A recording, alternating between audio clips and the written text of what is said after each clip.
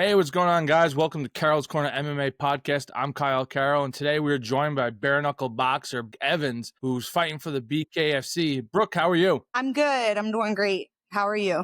I'm doing fantastic. I appreciate you taking the time and hopping on with us right after a training session. Who is Brooke Evans, and what is your story behind bare knuckle fighting? Well, I actually haven't had my first bare knuckle fight yet, so I don't know what that experience is going to look like yet. I'm a pro boxer. I got offered to do the bare knuckle. It was like an opportunity I just didn't want to pass up, especially with my age, because I'm 38 years old, and I turned pro boxing. Like maybe 3 years ago. I'm like 2-1-1. So when I got offered the BKFC, it was a pretty big opportunity because, as a female, as a boxer, it would be hard for me to get like on a bigger stage like that. You know what I mean? So I definitely jumped on the opportunity when it was offered. And boxing's your first combat sport. That's what got you into this kind of. You started with boxing? Yep. I started with boxing when I was like 18.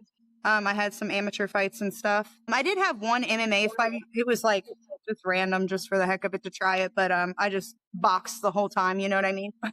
And she just tried to take me down and stuff. So I've only had that one. Do you remember the moment you decided to go all into fighting? I feel like I've had two moments. I had the first moment a long time ago. Not long after graduating high school. I played a lot of sports and stuff in high school and was always kind of a tomboy and kind of aggressive, and wasn't afraid to like fight and stuff like that. And even like in basketball, I'd be like, wrestling with the ball, like with the biggest chicks, and I didn't care, I'm like still running my mouth afterwards.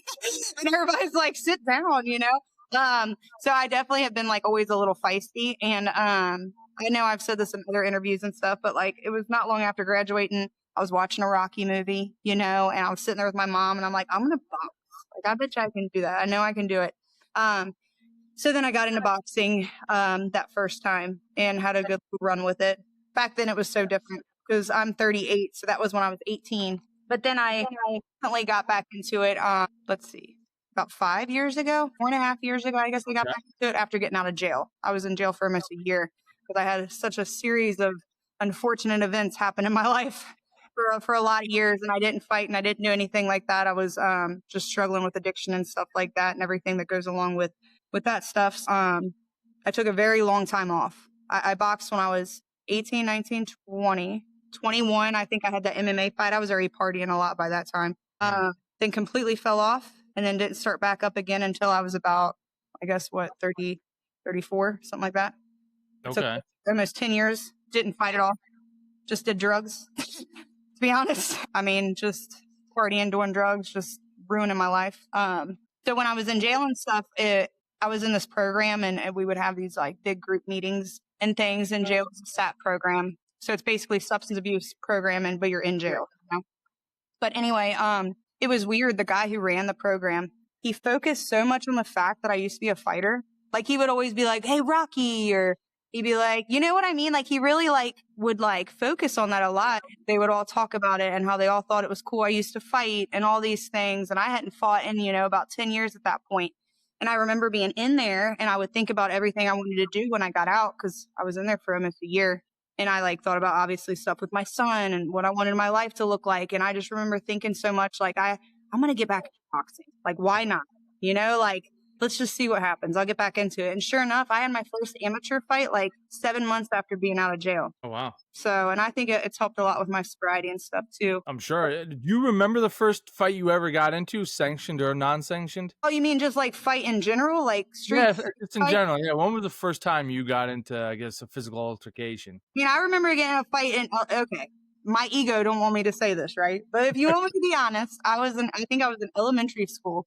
And I remember this big girl, she was probably in 5th grade and I was in 3rd or 4th. Okay. And I remember getting in a fight with this girl and she was so much bigger than me. You know what I mean? And I'm fighting with her and stuff. She was pinning my ass on the ground. She was held me on the ground. You know what I mean? And I remember being so pissed. So that was my first, I guess, I think I was young. I was oh, actually, no, sorry. I actually beat the crap out of this girl prior to that fight. I think I was in 3rd or 4th grade. So it was around I was elementary school.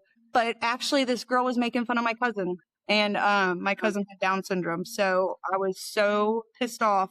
And I remember beating the crap out of this girl in the bathroom. And I remember my parents got called and stuff. And I didn't get in any trouble or anything because, you know what I mean? Because of the reason, like she was making Yeah, absolutely. and Melissa and stuff. I was so mad. But so that would have been my first. That was my first like thing. And then that second thing happened with that girl. But when that happened with that girl that pinned me, yeah, that never happened again. You know what I mean? I was like, Message. Never happened again. I was like, no. BKFC is brutal. What kind of mindset does it take to step into the squared circle? Bare knuckle, like to get in there and just there's no gloves, really no protection for you. What does it take for you to get in there? I don't know, I guess. I don't know. I just feel like it's anything else. Like I can remember the first time I had a boxing fight, and I'm like, oh, what's this going to be like? Or the first time I turned pro and you got the small gloves on, they're 8 ounces. Or my first MMA fight, or that one MMA fight, and they're them tiny gloves, So I think it's just the same mindset. Like, obviously it's going to be different. I do know from fights, like, you don't really feel pain as much until after. But I don't know. I don't know I guess it just takes, I don't know what to expect. So there is some fear that goes along with that, but there's fear that goes along with all the fighting. So in my mind, I'm like, I'm just going to get her before she can get me. But like calculated and technically, I'm not going to just go like a wild banshee, but I personally think I'm going to perform better with that kind of pressure, with it being cool. You know what I mean? Because it's like, there's just going to be, I don't know. I'm already an aggressive fighter anyway. And I just think that this will go good with my style. I mean, I hope so, I don't exactly know, but. What's something that most people don't realize about the training for bare knuckle boxing? Say what now? What's something like most people, a casual fan, what is something they don't realize about the training for bare knuckle? Like what's the balance between physical preparation with mental toughness? There's a lot. I mean, there's just training for fights, period, is just exhausting. You have to train. You want to talk about like when you like start working out, or you're like, oh, I want to get healthier, I don't want to work out. And like the mentality where some days you just don't want to work out and all that. Like you can't have, like you can have those days. You will have those days, but you do it anyway. Like you just keep working out. And I know when I'm in fight camps for stuff, it's like, it's because I'm a single mom. So, and I work and I have so much going on in my life. But it's like, you just keep pushing and you keep training, and it's very exhausting. It's very exhausting, but it's so worth it. So it's a lot of training when you don't feel like it. It's a lot. Now you said you haven't fought yet in the BKFC. You're preparing for your first fight. For your past fights, do you visualize your fights ahead of time? And if so, what's the process like for you for that? In the past, like I think I got a little too hung up on visualizing, because I would like visualize so much that I would like overanalyze every little thing. And I was like, okay, this isn't good, because I'm kind of an overthinker anyway. So I try not to get too hung up on like visualizing any little thing that can happen. But I do try to, when I'm taking my runs and I'm doing my road work, I try to like think all the positive things, like getting your hand raised, things like that. Certain scenarios I will think about, right? Like if I want to close distance, if she's doing this or if she's doing that, or especially once I know who my opponent is and I get a look at that, there's certain aspects that I may kind of focus on. And I guess that's kind of what that looks like. It'd be no different than when you're in the gym and you're working on your jab, or you're working on closing distance with your jab, because maybe it's a longer person and you keep doing it on the bag over and over. So that same visualization stuff, like you do when you're running or you do when you're laying down and you're thinking about your fight. So, because a lot of that stuff, it's very mental. Absolutely. A lot of mental preparation. What do you believe separates a good fighter in the BKFC from a great one? So some of my favorite female BKFC fighters are going to be, I love Beck Rawlings and Christina Ferreira. She's obviously amazing. Britton Hart, she's obviously doing a good job too. She just won a belt. But I feel like the thing that separates the really good ones from the not so great ones, it's going to be, they have a lot of technical stuff, right? They're very aware of technical things, using their distance. You'll watch some of the lower level BKFC and them girls don't have a clue about distance or using distance properly or anything like that, or that push and pull, and there's none of that. You just got them standing in front of each other and they're just throwing punches. Nobody's moving heads, nothing. If you watch Beck Rawlings, Christina Ferreira. It's so technical, you know? So I think that's what sets it apart is technique and ring IQ, just like in boxing. So the same thing. But obviously toughness too. Like you got to be tough. I mean, come on, look at you see their faces and stuff. You gotta work through some stuff, you know. But yes. I think I got that. I think I got that because I've had some things with my pro fights. Like, I mean, even an amateur fight, I got headbutted really bad. The chick came up and I had a terrible mouthpiece in, and she headbutted me and it knocked off half my front tooth. And it was like in the second round. Yeah. So my coach like put my mouthpiece out and I could feel my tooth like gone, you know. And I was like, my tooth gone? And he's like, we're going to worry about it in 3 minutes. Don't worry about it right now. You know what I mean? And he like stuck it back up in my mouth. And I went out there like a wild banshee. Like I was going to like rip that woman's liver out. You know what I mean? Because I'd already lost half my tooth. Like what did I have to lose at that point? I'm like, it doesn't even matter. So, and then I had one of my pro fights. He had to get the presses out for my eyes because they were like get swollen up here. And he had to use the like the adrenaline stuff on my nose. And that stuff got me hyped. Like I was like sitting there and he's putting the stuff on me. He's got the press and I'm like, all right, like this is real, you know? So I can only imagine what I'm going to be like when I got some cuts and all that. I'm not going to give a fuck. You know what I mean? I'm going to be like, well, fuck it. We fucked up now. Don't matter. And that's probably, right. Yeah. There's a weird rush that goes with it. It's weird. Oh, I'm sure there is. You just mentioned some of the women that kind of you look up to in the BKFC. Who's some fighters on the roster you love to go toe to toe with? Let's see. I'm thinking. So do you mean like early on or later on? I guess at any point. So I know Paige Van Zant. She will fight with BKFC sometimes. Mm-hmm. That's somebody I'd love to get an opportunity to fight because that could be really good for me. That would be somebody I would want. And then obviously eventually, I mean, as much as this is crazy to say, so I'm 125 and like the 125 pool is kind of shallow for the women because a lot of them have gone to 115. And I think a big reason is because Christina Ferreira, do you know who she is? Mm-hmm. Okay. Yeah. So she is a, intimidating woman. Right. And but that will ultimately, I mean, if I'm going to do this, I want to go all the way. So get me some wins and get my feet wet and go out there. And then obviously she has the belt. So that's something I would want to eventually do. I mean, that's just part of it, you know. I would be, it'd be crazy, but I'd do it. Before a fight, what's the locker room vibe like before you get in, before any fight? Are you a tight squad? The crew's all there, or are you a lone wolf, kind of want to be by yourself? So my past couple of fights, like my friends will come. I have, so my last fight, for example, I had my coach, obviously in my corner. And then I had my two really close friends, Grace and Hannah, and they like stayed with me the whole time. And I kind of like having my friends there like that because it like kind of can keep your mind off of like over focusing on it a couple of days leading up. But once I'm actually like back there, I'm really focused. Kind of zoned in, like I'm kind of zoned in. Business. Yeah, not super talkative and stuff, but I'll still like laugh or I'm not too. I don't know. Just focused, I guess, is the best way to put it. Nice. Women in bare knuckle boxing, it's a growing wave right now with women in BKFC. What does it mean for you to be a part of that forefront movement and getting in there and competing for the BKFC? It's exciting and it's such an awesome opportunity. Like I'm so grateful for this opportunity. I know I haven't had my debut yet, but I cannot wait. And I'm going to be so excited. It means a lot. Like, I feel really lucky to have been offered this. And I mean, I guess there's like some pressure with it because I'm going to really have to prove myself. Mm-hmm.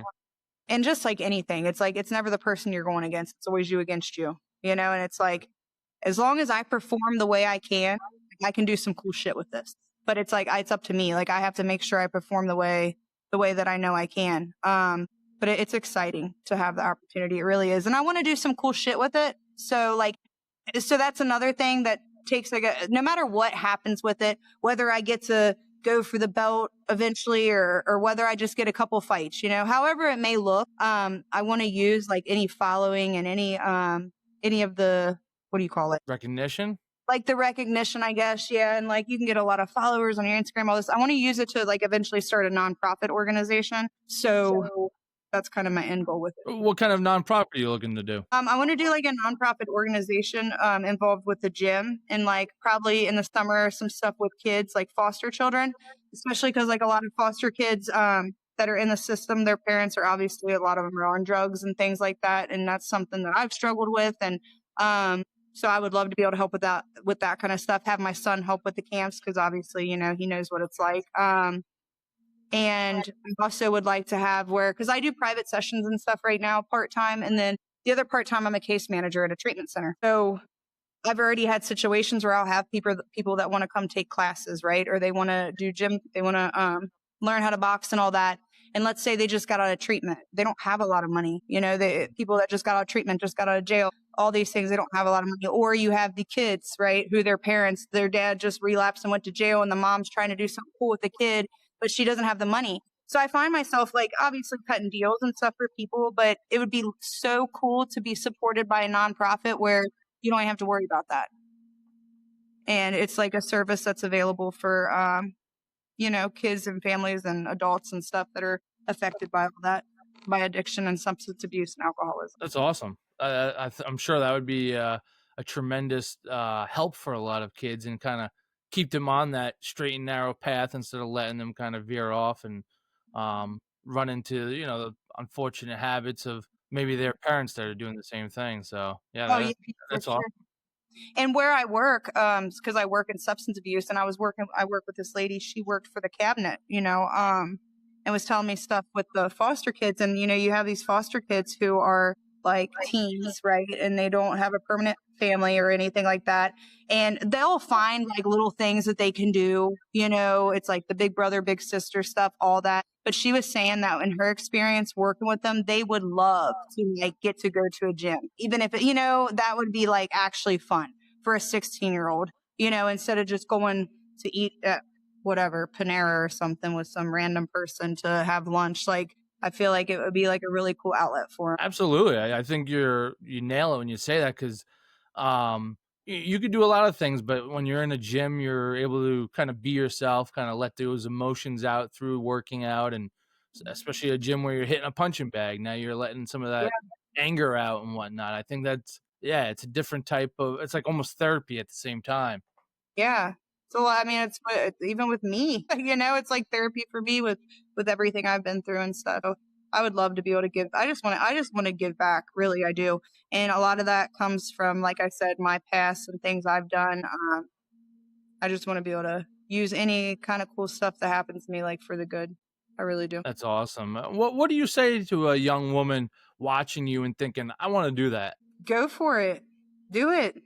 You know, you only live once. Just do it. Just go for anything you want to do. Like, you can just go for it. Yeah. And I think it's kind of cool. Like, I've never had I feel, like I said, when I got out of jail and I was like, I'm going to start boxing, I just did it. I started finding gyms and I got back into it. And it's been the best thing I could have done. If you want to do something bad enough, you'll do it and you'll find a way. That's for sure. Absolutely. Have you faced challenges or stereotypes being a woman in such a savage sport, as they say?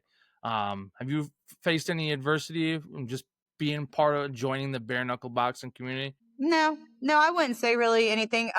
Geez, if anything, honestly, being a woman has probably been a good, like, I get a little lucky. Like, I got a little luckier probably getting involved in the BKFC because I am a woman, because you got to think their women isn't as big. So I know like a lot of the men, if they want to do BKFC, they have to go to these tryouts and they're doing all this stuff and all that. I got so lucky probably because of being a female, and they're trying to build the female pool, you know? So if anything, it probably worked in my favor, you know, being a female when it comes to that. Now, I do deal with certain things, like when it comes to finding sparring or things like that. A lot of times I got to travel. So like I'll travel to Cleveland, Ohio.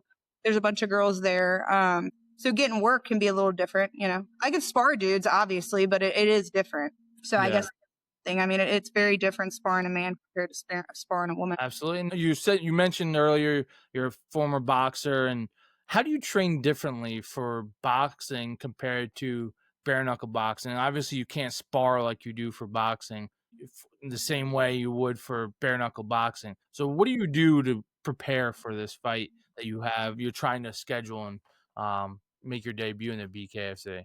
Okay, so a lot of the sparring is kind of similar. Like all the stuff I was talking about, distance control, using a jab, counter punch, all that is like the same. So that sparring looks pretty much the same. I will do things like in the clinch more that you wouldn't in boxing. So when we get close, if I have a hand free, I'm learning how to, I'll use MMA gloves and stuff. That way I have my hands to grab, and I'll work on clinching on the back of somebody's neck and like pulling my hand over, throwing punches off of that. So just using my hands more. But when I'm sparring, like tonight, for example, hard sparring, and I got my 16-ounce gloves on. The only thing that's a little different is, just like I said, the clinch. I'll stay in the clinch longer. I'll try to throw punches. We'll let stuff like that go that you wouldn't let go with boxing. But then when I get done sparring, then I start doing all my technical stuff, and I'll put the MMA gloves on, and I will do pad work, and I work on all the clinch stuff, technical, using my arms and stuff to block. So I don't know. It's just, I guess it's a little bit more technical. It all is kind of very similar though. To be honest, there's not, because even in boxing, like, okay, so somebody's throwing an overhand right at you, right? And even in boxing, you can raise your arm up. Like, say you throw something, you can raise your arm up and block it with this arm. It's like, so in bare knuckle, I mean, you're doing the same thing, but you might just catch it and then use your hand to pull around and then do something, right? So Okay. I don't know. Does that make sense? You're just No, it does. I was just curious to, because it is like a very different sport, because you see a lot of the men and women in there, maybe one or two punches and the fight's over, just because, like you said, there's no gloves. So yeah. the contact's a little bit more unforgiving. So I was Yeah, just curious if there's so anything specific you do. Yeah, I definitely am very defensive minded when I'm sparring and stuff like that. I mean, I try not to get caught with much clean. Whereas in boxing, sometimes you can just kind of roll with the punch or whatever. I'm really trying to work on my head movement and really trying to like work on that high guard, because you're right. I mean, it wouldn't take much to get a nasty cut or something like that. Yeah, absolutely. One shot can cut you right open. Yeah, you got to have good defense and you got to move your head. Absolutely. And where do you see yourself in the next year with the BKFC? Obviously, you got trying to get your first fight going, but you have a timeline where you want to get a title shot, become a top contender? I feel like the title shot would maybe come like, I don't know what, like maybe 5th fight, 6th fight, something like that. So I feel like for the rest of this year, it'd be nice to get, like, say I have this fight. They were talking in August, so that's what I'm really hoping. So say I have my first fight in August, maybe fight again as long as I don't have any damage or nothing, fight again in a couple months. I want to be really active. I want to be really active, fight as much as I can. I did a 3-fight deal with them. I signed a 3-fight contract. So Okay. once I get those 3 fights, then I'll start negotiating some other stuff and see where I'm at. Awesome. What does legacy mean to you in this sport? No, what we were talking about with the doing the nonprofit and stuff like that. To me, the legacy would be like, how do you help others? What do you do? What do you put out in the world? That's, in fact, my favorite female fighters put the most positive shit out there. Like Holly Holm. I love that woman. I love watching her stuff. Amanda Serrano. It's like, that is what legacy is. It don't have nothing to do with like how many knockouts you had, how this or that. It's like, what kind of human being are you? Because once you're like an athlete like that, and you're Holly Holm, or you're somebody that people look at and see. I mean, you're under the the public eye, I guess you could say. And it's like, I think the legacy is those people. It goes all the way back to Ali. If you think back to Ali with all the things he did for the community and helping people and all that, that's the shit that matters. That's the stuff that's cool, not what your record is. Yeah, absolutely. That's awesome. Do you have a dream fight, or past or present, that you would love to be a part of? A dream fight? Mm-hmm. I mean, I guess the title shot with Christina Ferrer. I don't know if that's like a dream. Might be more of like a scary nightmare, but fuck it, I'll do it, But I mean, no, that would be cool for real. I mean, if somebody like Holly Holm ever came to like BKFC, because I know she's done some stuff like commentary stuff and been there. If like somebody like that, it'd be so weird fighting somebody like that, because I'd be fangirling the whole time, because I just love her so much. I'd be like, can we please like hang out after we fight? I think you're so great. That's how I'd be. But if You're I in a got clinch asking, what are you doing after this? serious, I would. I'm not kidding. I think she's such a cool person. She just seems cool. Michaela Mayer, she's pretty cool too. That's what I'm saying. I like these women that fight and they have good personalities and they're good people. I hate the ones that just think that it's just the giant egos. I can't stand that stuff. Yeah. If you could change one thing about the fight game, what would it be? Wow. Well, I don't know. So I haven't been a part of the BKFC necessarily fight game, but I know like the boxing fight game. Sometimes it's like there's a lot of politics that go with it, and that sucks because like if you're kind of the underdog on a card, and even if you win, but it's their promotion of putting it on and blah blah blah, all that stuff, you know. And I dealt with that stuff in the amateurs too. It's like I got robbed so many times, where it's just that part sucks, but it is what it is, and it's been like that forever. Yeah. There is a lot of politics, and I don't think people realize how much influence it is. If you could be just outside or whatever, just showing up to a promotion and say someone knows that person, like the whole promotion knows the fighter you're fighting.